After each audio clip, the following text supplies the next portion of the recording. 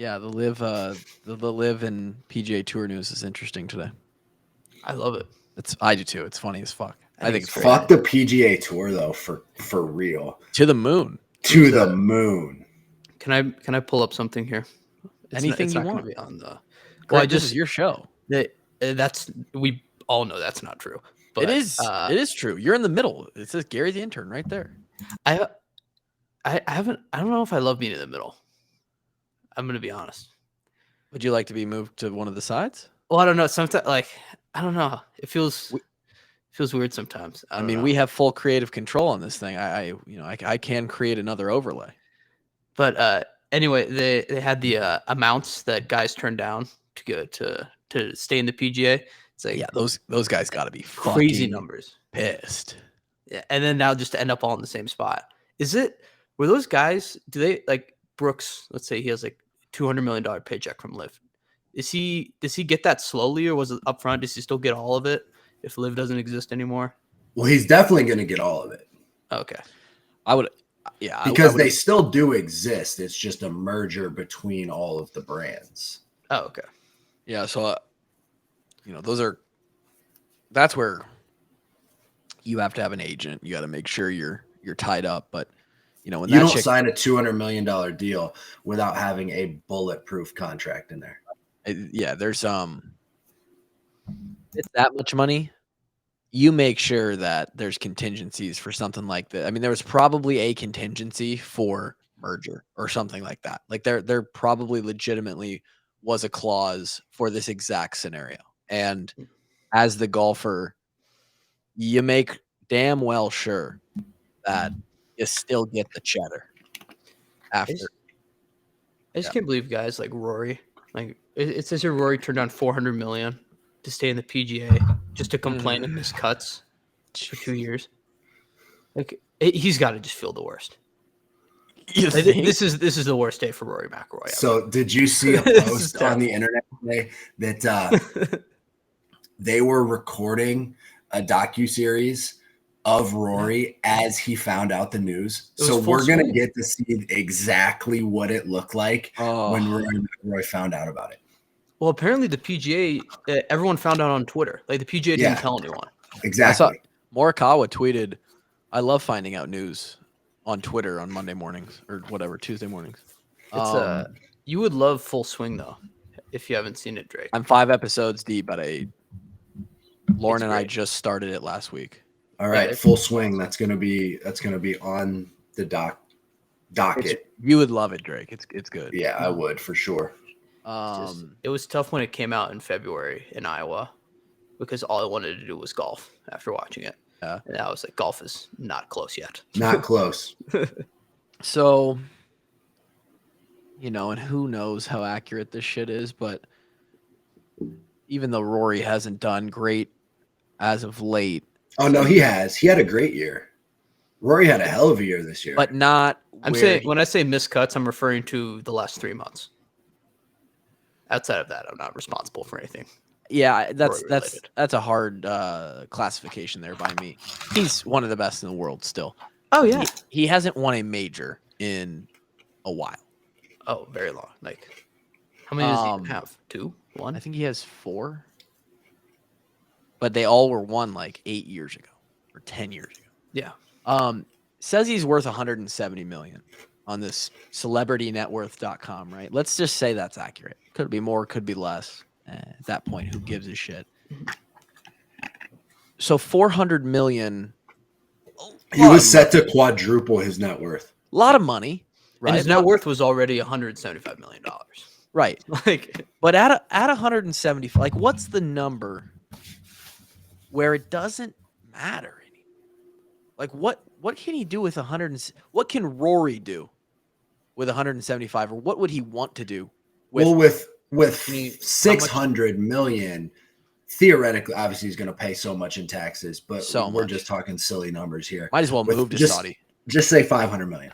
With $500 million, you're now talking about partial ownership in the fucking Atlanta Braves or something. Sure, but like something super cool. How much could you not do that with 175 though? How much did Ryan Reynolds buy Wrexham for? How much? I'm not sure, not but very much, right? I could see Rory doing the exact same thing. Dude, how about that story too? Him and who else did it? Ryan Reynolds and is it Rob McElhenney? They bought it for $2 million. What in $2 million? $2 million, €2 million. Like it's now worth over 300%. Yeah, didn't they just win their league? It's got to be worth more than $2 million. I don't believe this at all. I said that, and that doesn't make any sense at all. You couldn't buy the Iowa football team for $2 million. You could hardly buy Cooper DeJean for $2 million. It says here, are you on the Yahoo page? Yeah. Wrexham now worth 300% more than when Ryan Reynolds and Rob McElhenney bought the club. This is Yahoo Sports. I bet this is right. $2 million purchase, and now it's worth $6 million. Oh, shit. You got to think though. They are literally. I would have said they're not a big club. They're like in a low league. You know, they're like. It's still soccer. It's still Europe. I would have said $100 million for Wrexham. I don't know. No. I don't. It's soccer. It's Europe. I've been sold. I've never been over there, right? But I've been sold that this is their life. It is everything. It's also what I've been sold. Like you can't buy college football is everything over here. You can't buy the Crimson Tide for $2 million. Like, right? But when we're talking about so when you compare though, Wrexham is like Central College. It's not Clemson, right? Like, this isn't Barcelona we're talking about. Well, I know it's not Barcelona. This isn't fucking Manchester United. This is Wrexham. They got a big stadium. They have an FCS stadium. You see this shit. You can't buy the stadium for $2 million. Yeah, the stadium. Google the stadium. It's worth more than $2 million. Yeah, that's a decent sized little soccer stadium. I mean, unless they just built it. Yeah, I 10,000 capacity. Yeah. So it's not, it's more than a D3 college, but I don't know. I guess fuck if I know. All I know is what it says in that article, and all I know is that they took that thing and like legitimately turned it around into a championship team.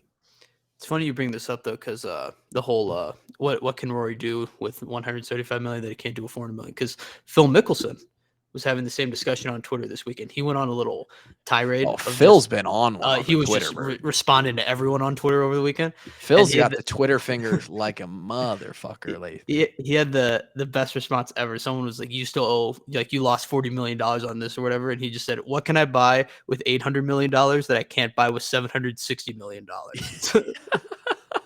So good. It's like what color is your Bugatti? Kind of like. I love that though. I like Phil. Some people really don't. I love Phil. I like Phil. No, Drake likes Phil too. Phil's the man. Like, I know he's like kind of nerdy sometimes. I know he's like the B guy to Tiger. He's 54 years old. Fuck. I mean, well, even when he was younger. Have you seen those videos of him doing swing tutorials when he was younger? He was a little nerdy. I have. But I still love Phil. Golfers for the most part probably do sway to the nerdy side of things, but sure. I love the lefty. I do too. And I think. No, I think it's a legitimate question. What in the fuck could you do? Now, there are probably some things, right? Like, if you want to shout out Arizona State, by the way. Phil Mickelson, product of the Sun Devils. Really? Huh. Didn't know that. Good for him. If you I'm not sure. I guess if you want to buy you start getting into like some ridiculous, massive yachts. Yeah, having 3 times that kind of money probably makes a yacht purchase feel a little bit better, right? Did you see that photo of all those yachts in Monaco? Was it Monaco? Yeah, pulling up to the F1. And speaking of F1, dude, Full Swing is like the golf version of F1. That's what they're. It is. Yeah, so they're starting.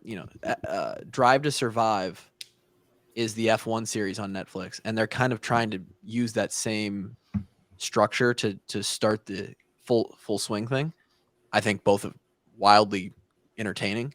I'm 3 seasons in to Drive to Survive on and I never have seen an F1 race in my life before I started that series on Netflix. And it's fucking good, man. I don't even care so much about the racing. I just kind of like the drama and the drivers and the shit behind it. Like, I'm just interested in that. I don't even give a shit about like, oh, there they go. You know, like you're sitting in the stadium, you're like, fuck, there they go again. It is crazy. They go fast as shit. But the show's it's pretty cool what the show did in terms of popularity for F1. Yeah. Over here, at least in America, I think it was already incredibly popular in Europe. The balls on those guys. Yeah, I think that's what's underrated. I thought about that the other day. Fat stones. I don't think the average person has any idea what it feels like to have control of that machine going that fast on some of those tracks. Well, Drake with his scooter when he went 150 or whatever. Except for then now how long is a race? Like an hour? 170 G-Bone. 270. Those cars get up to 200, I think. Oh yeah, those ones probably do. Down straightaways, and don't they have like turbo? Like they can hit like a turbo boost? I actually think 180 is the number on those cars. I think you're thinking of Fast and the Furious. You might. Yeah, there's no nitrous. That's Vin Diesel. No. I understand that it's Fast and Furious. By the way, 10th movie coming out soon. It's already out, isn't it? Oh, is it? No. Oh. They settled their beef. Yeah, that series has been wildly entertaining. So I'm not even sure how we got into that. The golf thing. It would be more shitty. Here we go. What do you got? What? Oh, disallow the use of nitrous. Okay, I thought they had some sort of thing in their car where they could go into like a. I make it sound like a fucking movie. Yeah, I did say nitro. It could be cold brew, but it's the same. Cold brew.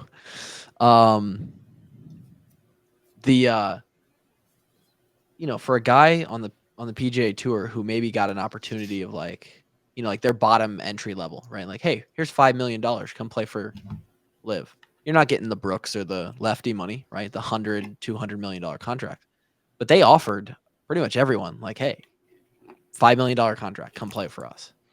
I think there was a bare minimum that was still crazy. Pretty sure they offered Tiger $700 million, $800 million. And for Tiger, they wanted the big cat bad.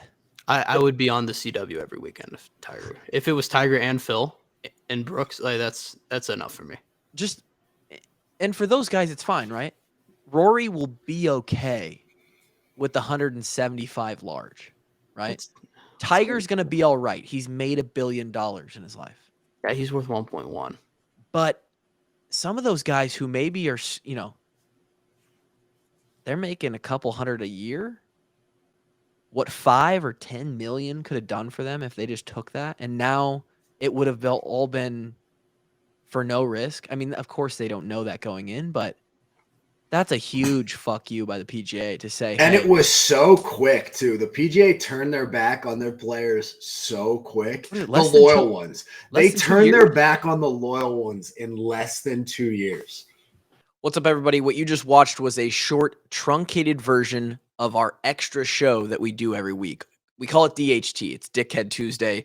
It's sort of on brand for the walk-ons, and it's the extra podcast that Drake, myself, and now Gary the intern do every single week. That's on our Patreon services, part of our Patreon tiers at the second and third level. Patreon is where we put all of our extra content, okay?